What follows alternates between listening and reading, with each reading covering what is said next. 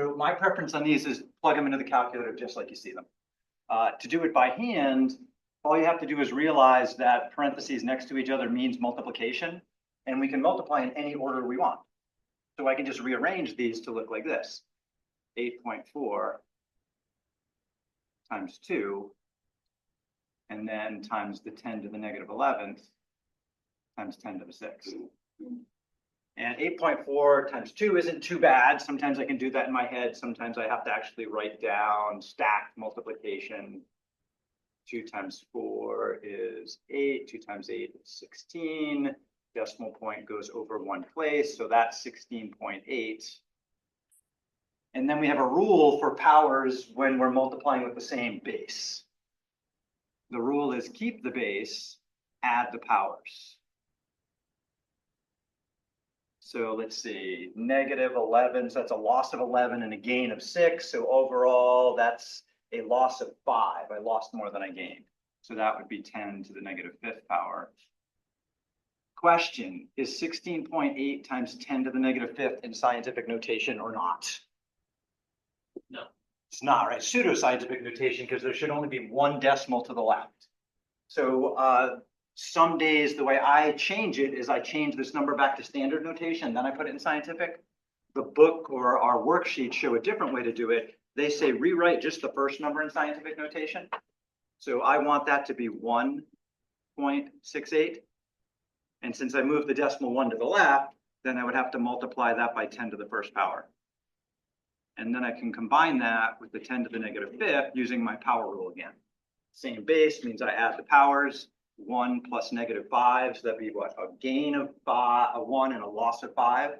So altogether, that should be 10 to the negative 4th times 1.68. So to combine them, we have to separate them a little bit, do the powers of 10, do the regular numbers, and then put them back together and see what happens. Question on that?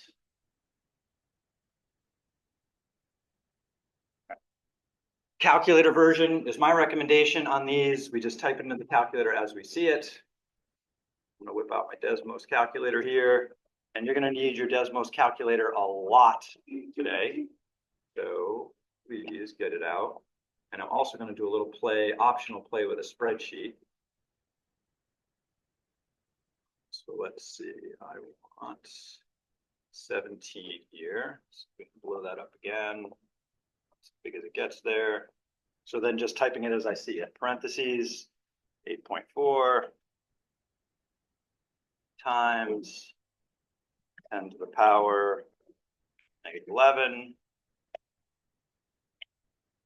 And parentheses again, 2 times 10 raised to the 6th power. And sometimes you need to use the arrow buttons to get out of a power to continue something.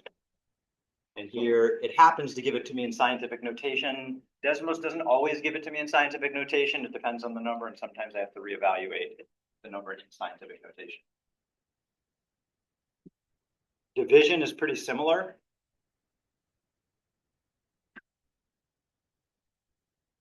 So for this division problem here, all I have to do is recognize that that is the same as 1.2 over 3 times 10 to the 4th over 10 to the 7th. Think about when we multiply fractions. We just multiply the numerators together and multiply the denominators, so I'm kind of unmultiplying the fractions. And then we talked about before in class that a fraction means divide. So that means take 3 into 1.2. So if you really wanted to do that without a calculator, you would have to write 3 goes into 1.2.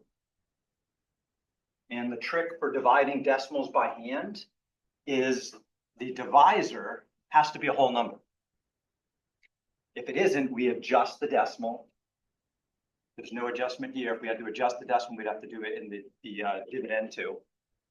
If the divisor is a whole number, then the decimal has to go straight above the dividend in the box. So then I ask myself, does 3 go into 1? The answer is it goes in 0 times. And I move on. Does 3 go into 12? The answer is 3 times 4 is 12.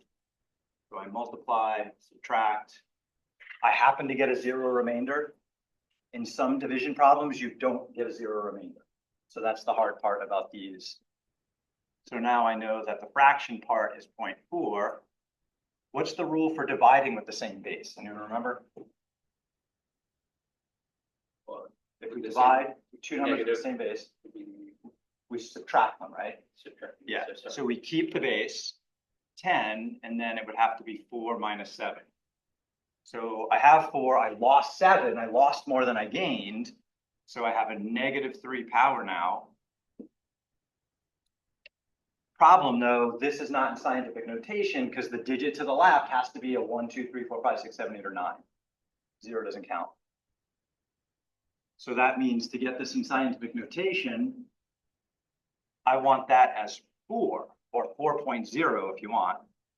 That extra 0 is not necessary. Since I moved the decimal 1 to the right, that would be times 10 to the -1. 10 to the -1 represents 1/10. Remember, negative exponent means flip it. And isn't the 4 here in the 10th position? Yep. Right, so that matches. And then now I can combine my powers. Since I'm multiplying with the same base, I add the powers. So I'm going to write that one down. So that's going to be 10 to the -1 plus -3. Lost 1, I've lost 3 altogether, I lost 4, so this should be 4 times 10 to the -4th. Now, I love math. I think this is fun. Not everybody does. Plugging this into a calculator is totally legal and okay, which is my preferred way to do it, and then switch to scientific notation. But to multiply or divide scientific notation numbers, if you want to do it by hand, you got to separate them, do the regular number parts, do the exponent parts, and then put them back together. This will be on the lesson later on too, correct? We're going to do more of this later, but I mean, I'm not going to do this by hand anymore. I'm just going to whip out my calculator and type it I in. would say that too, but I mean, this will be, the video will be on here later on the. Yeah, the video will be up later Exactly. in the playlist. It'll be in the playlist later. Stop that for a moment.